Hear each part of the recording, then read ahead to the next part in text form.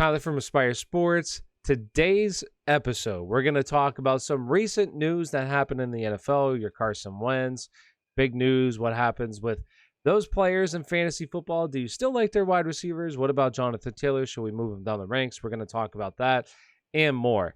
Today, I have Giggs with me and Brian. Brian is, well, this is his second show now. We did a Madden's ranking reaction video just recently. So this will be Brian's second time on the show. Say what's up, guys. Howdy. Hi there. Brian, why don't you tell everyone the team that you like? Oh, we're going to talk about a player here that some unfortunate news. I mean, should be good to start the season, but we'll talk about him.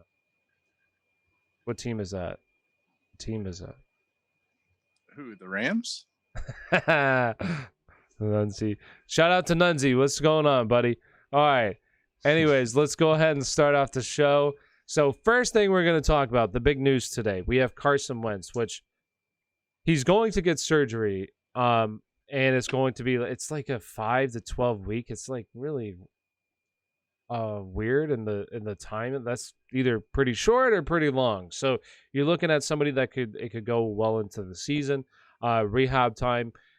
And we have somebody that I'm glad that they're doing surgery, because the thought of them resting and rehabbing did not sound like it was going to work out. Oh, we're kind of optimistic he's going to be ready to start the season. That doesn't sound, like good. That sounds like a Michael Thomas situation waiting to happen. So I'm glad he's getting the surgery, and at least he'll be able to play this season. So now we have Jacob Eason and Brett Hundley in this offense. We already seen Brett in Green Bay. It was not pretty that year. He had like a 40% completion percentage in the couple of games he played and 12 interceptions. Pretty ugly. And then you have Jacob Eason last year. He was drafted, I believe, in the 4th round by the Colts. So now with these two quarterbacks heading into the season and most likely to start into the season, how do you guys feel about, first, let's talk the receiving core. Is there somebody that you're looking to draft or not right now for the receiving core? I'll kick it over to Giggs. It definitely hurts my view on Michael Pittman this year. I think that he was like a breakout candidate for wide receiver. He got hurt last year. He missed like 4 or 5 weeks, I believe. So his rookie campaign, he didn't get to play as many games. But I am a believer in Michael Pittman Jr. I think he's going to be a solid wide receiver in the league. Losing Carson Wentz is big. I still think that he can get the volume from Eason. I just don't know how accurate those passes are going to be. So I'm not that high on TY this year, and with no Wentz, it hurts his stock a little bit more for me. But Michael Pittman, he might slide like 1 round down for me, but not too much. So currently in best ball, I'll go by best ball. He's currently being drafted as wide receiver number 46, right there with Jarvis Landry, Laviska Shenault, Mike Williams, Devontae Parker going in it. So me personally, I'd much rather go Jarvis Landry. But I do agree with you in the sense that it is disappointing for Michael Pittman because he was a candidate to break out. So how do you feel, Brian, about these the wide receiving core? Yeah, I mean, I wasn't really crazy about any of these receivers this year going into the season anyways, even with Wentz. But with the injury news, it makes it even worse. A lot of these guys are just undraftable. I mean, in Frank Reich's offense, they were going to spread the ball around quite a bit. So you're looking at Jack Doyle, Mo Alley Cox. I mean, there's a number of guys. Paris Campbell was going to be vulturing some catches too. So, I mean, maybe if with Eason in there, maybe they're trailing in more games. So maybe they're going to get some more volume, might be the thinking. Maybe it's more Nyheim Hines. A lot of these guys I'm still staying away from. Yeah, like I said, there's a couple guys going around the range. I wasn't really drafting Michael Pittman a whole lot because there's other guys that I like around him. So for me, it's just like I'm not interested in this receiving core.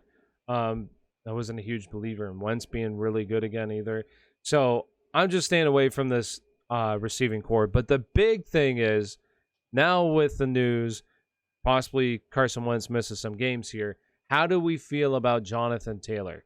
Are you keeping him at where he is? Are you moving him up? Are you moving him down? How do you feel, Gigs? He's not moving down, that's for sure. Um, Pretty much the same for me. They're gonna really lean on him now. He's gonna be good for 20 plus touches a game, even with Marlon Mack coming back and them having a stable of running backs. I still like Jonathan Taylor as a top 5 RB this year. So with or without Wentz, I think Jonathan Taylor gets his. How do you feel, Brian? Yeah, I tend to agree with that. I mean, you think of other guys that are in bad offenses that still produce. I mean, truthfully, how good is the Saints offense really going to be this year? Gonna be good. We're still going to draft Kamara pretty high. Saquon Barkley, that offense was not good going into last year when we were taking him number 2 overall. I understand he's a higher level talent than Jonathan Taylor is, but at the same time, Jonathan Taylor has a better defense on his team, a better offensive line. So there's factors there that we can put in to say, okay, this guy could be equivalent to maybe what we thought about Saquon last year, or maybe even this year. So I'd say he's still that middle 7, 8 overall. I think he's a good right in that range. I think is a good spot for him right now. Yeah, I'm probably not gonna adjust his ranking a whole lot. I might move him down like a spot or two, but I still think he'll be heavily involved in this offense.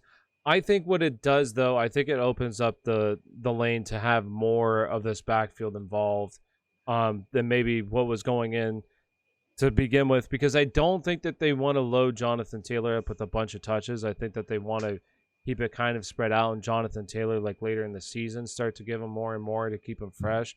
So I just envision maybe more of a heavy approach between Jonathan Taylor, and maybe we do see more of Marlon Mack in the beginning of the season than usual, just to play good defense, run the ball, that kind of thing. So I don't really think it affects him a whole lot, but I am going to move him down a spot because to go from Carson Wentz, who, like I said, I wasn't a huge believer in Carson Wentz, to now a backup quarterback, like it is going to affect the team a little bit.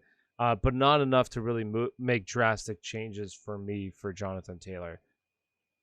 So let's go ahead into the next big thing that happened today. First let's talk about something that's let's talk about the big thing that happened today. Devontae Smith, week to week now with a knee sprain. So concern was him coming into the draft for a lot of people was his build, his lower body build, not a very big guy. Wondered if he would get hurt. Also, would he be able to get open against some of these defensive backs because how small he is? So now we have him. Now he's hurt. How does that affect his outlook for you? Do you still view him like he should be ready to start the season? But I believe I want to double check where he's currently going. I know he was going like decently high, but do you still view him in that range? Are you moving him down a little bit? Do you feel like this is a concern for you going forward? Currently, he's being drafted as wide receiver number 35, right around Jerry Jeudy, Tyler Boyd, Debo, and Robbie Anderson. So, Giggs, how do you feel about him in that range? And is this a concern for you going forward? He's going to move down a little bit just because he's going to miss some time. I mean, if he were healthy for week 1, he'd probably stay the same for me, like where I got him. If he's missing 2-3 weeks, I'd gladly take Robbie Anderson, Debo Samuel over him. And yes, his durability is definitely a question mark, a very big one. Like you said, he doesn't really have that size that like Jamar Chase has. I'm not concerned with his production, though. I think he'll be just fine in the NFL because he's someone who has amazing footwork. Like he's kind of like a CMC at wide receiver. Like wide receivers just won't. I'm sorry, cornerbacks aren't going to be able to keep up with him. He'll find separation somehow. He's going to do it with his feet. He's going to do it with his route running ability. So he's someone that I'm still pretty high on. I think he can be the Eagles' number 1 wide receiver for many years to come. But yeah, he needs to stay healthy. We'll see what happens. This happens to the best of them, you know. I mean, look at Cam Akers. No one was really questioning whether he was going to, get hurt again this year. Then he tears his Achilles. He's out for the season. So freak things happen like that. I'm not going to look too much into it until it becomes a reoccurring pattern. How do you feel, Brian? As an Eagles Yeah. fan. I mean, I'm not moving him that much. I think in that lower end wide receiver 3, high end wide receiver 4 range is about where he should be going. From what I heard, if I remember right, it was an MCL sprain, which is usually 2 to 3 weeks. So he's going to be, they're probably going to hold him out the rest of training camp to be safe about it. But I think he should be good to go week 1. So saying that, I mean, for guys that are going around his range from what I'm seeing, I mean, I think he's appropriately rated right now. I mean, guys like Jerry Jeudy, Debo, I mean, these are guys that are, number 2 options on their team. I mean, he's a number 1 option on a, maybe lower end offense than some of those guys, I would say. But, he has rapport with Jalen Hurts. And I think he's fine with the low end wide receiver 3, high end wide receiver 4 value right now. Yeah, I think this will definitely lower his ADP. I think that a lot of people are going to be concerned about his health, not just going into the season, but for the season long, because he got hurt and there's questions about it. So I think this will lower his ADP a little bit, which will make him a better value, because for me, I do like him a lot, and I think he's going to be a really good pro. But for other guys, like I really like Robbie Anderson heading into the season. There's other guys in this range that I really like a lot more. Not a lot more than him, but just like him more. Like these other guys more than him. So this will lower his ADP, where I feel more comfortable drafting him in the range. I do feel like he'll probably get to around like 40 is where I imagine he'll fall to and head into the season at. Hopefully no big hype. If he sits out for the rest of the season, like preseason, I do think he'll sit back down in that range. So I do think he'll be a good pro. There's obviously some concern because he is pretty small. His lower body's pretty small, but he's got the ability. He's, like Gig said, he's got that route running ability. And if it wasn't for Jamar Chase, he'd probably be the best wide receiver in this draft class. So very talented. So let's go ahead and talk about some other recent news that happened. Not so recent now, but we have Cam Newton. He's officially been named the starting quarterback for this team. Bill Belichick said he's the starting quarterback. So do you envision Cam possibly losing the job before the start of the season? Or if you think he's going to lose it during the season, how many games do you give Cam Newton? I'll give it to you first, Gigs. Well, I'm actually someone who thinks they should just go with Mac Jones now. So for me, I mean, last year I thought was pretty bad for Cam. He couldn't get it done. They have way better weapons this year compared to last year, but he just really hasn't been able to get it done throwing the ball. He really had to rely on his feet a lot last year. He was like getting a rushing touchdown in every game. So I think as soon as Cam Newton slips up, like a 2 interception game or 2-3 turnovers, Belichick's going to start looking at Mac Jones. So I'm not looking too much into it. I figured they were going to start Cam Newton this year, even though I don't want him to. I think it's better to get Mac Jones in there sooner than later. But it doesn't come as a big surprise to me. And short leash for Cam Newton. I don't think Belichick's going to deal with his antics. What do you think, Brian? I'm kind of on the other end. I do feel like Cam, I'm not saying he's going to have a great year. I do believe his best days are far, far, far behind him. But I do believe that the Patriots are going to surprise some teams this year. I mean, don't get me wrong. I know the Bills are great. I think they're going to compete with the Dolphins, and I think the Dolphins are going to surprise some people too. I think they're maybe a 9-ish win team that could sneak into a wild card or sneak into the playoffs. So with that being said, I do see Cam getting a way to finding a way to get wins. Probably going to be pounding the ground game quite a bit with him. I don't think his arm is necessarily going to do that well. But I do believe in his rushing ability still. I believe in that defense. I believe in Belichick. So I think Cam could be a serviceable quarterback too on the low end. So I think he could be okay. I'm with Brian. I do think that Cam can start the whole season. I would not be surprised if Cam starts the whole season, Because the thing with Cam Newton last year is that he came in, there's no offseason. This is one of the hardest systems to learn in all of football. Like, it's a complicated system. And for him to really have nobody but Jacoby Myers to throw the ball to, I just feel like he didn't have a fair shake last year. And now there's all these guys. And I just don't see them throwing. Like, I feel like Cam will be good enough to where you won't pull him. Like, he's going to have a game where he's going to be bad, but I think Belichick's going to stick with him. And I think Belichick wants to play him as long as he can play him to give Mac Jones enough time, learn everything, to get him comfortable. So I just I think that Cam is going to be the starting quarterback for this team the whole season. I would not be surprised by that at all. And for that reason, I do think he's a very, very good value. Even if he gets pulled like week 6, he's still going to have some good games here. We're going as quarterback number 28 right now. Like, just too low. I in my drafts, I'll be drafting him. So that's how I feel about Cam this upcoming season. Anybody else want to rebuttal that? Say anything else?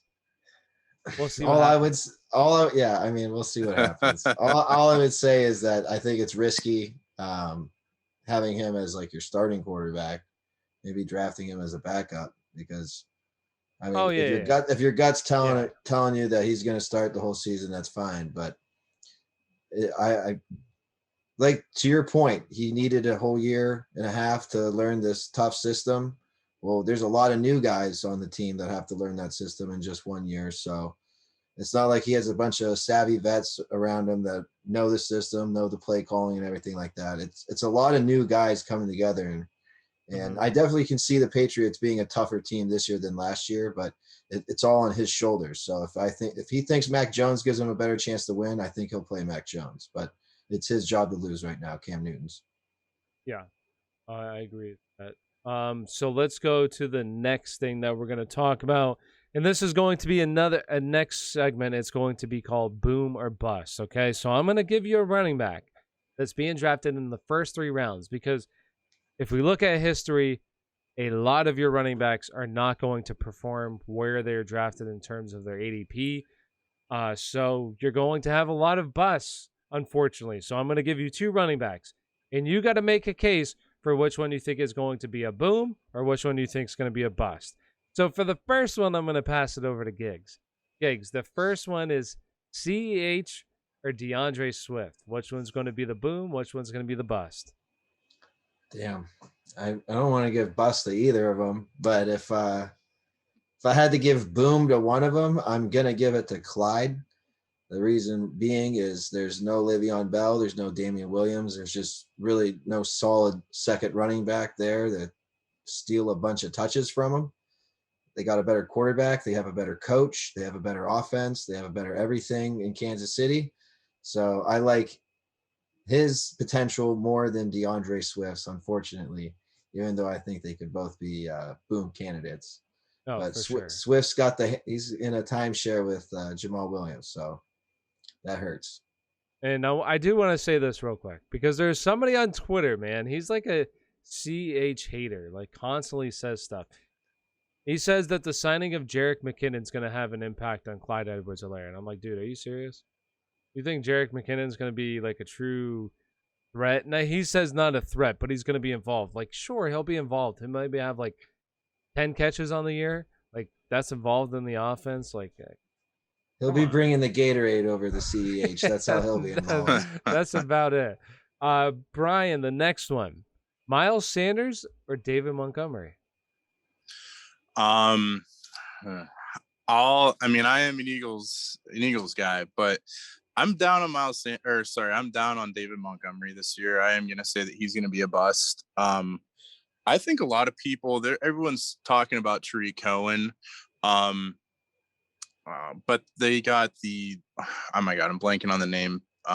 Williams. from Kansas City. And he set out last year.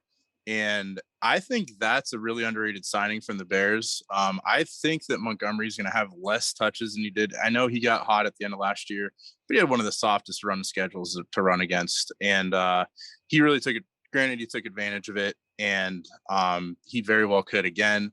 I mean, the Packers didn't really do much on the defensive line. The Vikings did, but the Lions also didn't really do much on the defensive line. So he's going to have a couple of, pretty decent matchups. Miles Sanders, I am somewhere in between on. I'm not going to, if I had to classify him, I'd say he's more of a boom than a bust, I would say at this point. With an early third round ADP, I think he's worth the money. If you're talking about getting someone like a Dalvin Cook and pairing him with a Miles Sanders as a running back too, I think that's a pretty good combination there. And I think it's one that could really pan out actually okay. All right. And I do want to say, like, for the purpose of this video, we do have to say boom or bust, but I do think that where David Montgomery's going, because he's going later than Miles Sanders. I do like David Montgomery at that price range. Last one I'll say real quick is Mike Davis and Myles Gaskin. I'll do this one. So for me, I'm going to say boom, Myles Gaskin. Okay, I'm going to say Myles Gaskin because I'm starting to get a little worried about Mike Davis here. Right, he's going later. But there's talk that the I don't even know how to say his first name, the Quandre or Olison or whatever the dude's name is. Quandre Olison. Olison, yes. He's been impressing in camp. Okay, there's been a lot of talks. He's already the number 2 guy here. And the thing with Mike Davis is he was good last year, but he really fizzled out towards the end because honestly, he's not very efficient. Hasn't been efficient his whole career. Be quite honest with you, he's not very good. He's a backup running back that's going to get the starting job.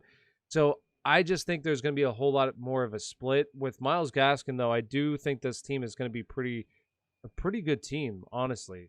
So I like Myles Gaskin because there is Malcolm Brown there, but I think that Myles Gaskin's going to have more receiving total just because you have Kyle Pitts there, where Mike Davis is going to be like, he's still going to see quite a bit there as well, but I am a little concerned here for Mike Davis's total workload outlook here. So I'm getting a little nervous here. So the next part that we're going to do is going to be, you can get with this or you can get with that. Okay. So they're going to be 2 people where they're both considered by a lot of experts, fantasy football, as overvalued right now. They're being drafted too high. So you have to choose one. If you can get with this person or you can get with that person. So Giggs, you're going to be the first one. Currently in best ball, which I'm just going by best ball because you don't have a whole lot of there's a lot of people doing mock drafts and stuff, but also not a whole lot of people doing drafts in general yet. Once we hit the middle of August is when a lot of people start to really get back into fantasy football. So I'm going by best ball rankings because that's paid. People stay in the draft, so they're committed. So we have CeeDee Lamb currently being drafted as wide receiver number 12, 33rd overall, or Josh Jacobs at running back number 20. He's currently the 37th overall player. Which one are you going with, CeeDee or Josh Jacobs? Going CeeDee Lamb all day. I'm not a big Josh Jacobs believer this season. He's never been an efficient running back. I understand that there's not a lot of running backs who get high volume to choose from when you're getting to that point of the draft. And CeeDee Lamb, he's only coming into his second season. And we have a small sample size of him from him. But with Dak Prescott throwing the ball, I think CeeDee Lamb is good for over 1,000 receiving yards. He's going to get 6, 7, 8 touchdowns. I think you can basically book it. And, Kenyon Drake now being on Oakland, that offensive line not being as good as it has been the past few years. Yeah, I'm going CeeDee Lamb over Josh Jacobs all day. All right, Brian, you're up next. Are you going to take Kyle Pitts, who's currently being drafted as tight end number 4, 52nd overall, or Travis Etienne, running back number 21, 50th overall? Which one are you going with? Is neither an option? You got to pick one. One. I would avoid both these guys. I don't know. I'd probably pick Kyle Pitts. Etienne, I'm just not sure about the workload. I mean, the Jaguars last year, I know it's a different coach and everything like that. But, I mean, in a PPR set, are we talking PPR? Half point. We'll say half point. I don't know. I'm avoiding tight ends in the middle, and I put Kyle Pitts towards the middle with like him, Hawkinson, Mark Andrews, guys like that. I'm not targeting that range and tight end. I'm either paying up and I'm getting Kittle, Waller, or Kelsey, or I'm going all the way down, getting guys towards the bottom. ETN, the James Robinson effect is I have no idea right now. It's a total toss up. It feels like a complete split workload. I see this as like a couple years ago when Atlanta had Devontae Freeman and Tevin Coleman, and everyone was telling us to go Tevin Coleman, and all of a sudden Devontae Freeman came in as a great zone runner, we find out, and ends up tearing up the league. If I had to pick, gun to my head, I'd probably pick Kyle Pitts though. All right. That is a tough one. I feel like he's more of an upside play than ETN at this point. Those are just two guys that like I do agree. Like Travis Etienne for me is just being drafted too high. Like and Kyle Pitts as well. Like although he's apparently been moving all over the formation. So that's good. They have him playing out wide and the slot, line up as a tight end. So there's some hope here where he can see plenty of work. All right, and the last one for me is going. I'll take this last one here. It's going to be Brandon Ayuk, wide receiver number 25, 62nd overall is currently where he's being drafted. Or Javonte Williams as running back number 25, 59th overall.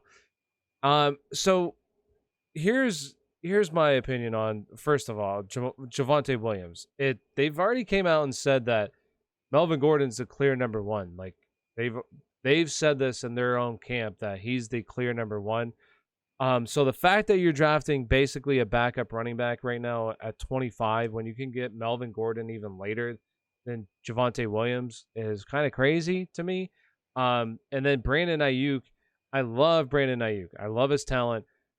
So I'd probably go Brandon Ayuk, but I do feel like 25 though, like is a little high as well for Brandon Ayuk, where I'd rather get like guys that are going later than him, like Jamar Chase. I'd feel more comfortable drafting Jamar Chase than him, or even going like a T. Higgins, Chase Claypool personally. But I do like Brandon Ayuk a lot, and I do think there's some potential here, and we'll see. Maybe Trey Lance takes over at some point. But for me, I'd probably go Brandon Ayuk. So with that being said, any final thoughts before we close it up here? I would take Kyle Pitts over ETN in a heartbeat. Oh. In a heartbeat. See, me personally, I'd probably go ETN because I like to draft running backs, and then I get TJ Hawkinson because I fucking love TJ Hawkinson. Upcoming. Anything else from you, Brian? Draft your Eagles. Oh, draft Eagles, huh? They're gonna be... Devontae Smith will be just fine. Oh, Agreed. I agree. He'll be okay. All right. So with that being said, thanks guys for hanging out. It's been fun talking fantasy as always. So thank you all for listening. We appreciate it. If you haven't already, hit that like and subscribe button if you enjoyed this content. We'll see you next time. See ya.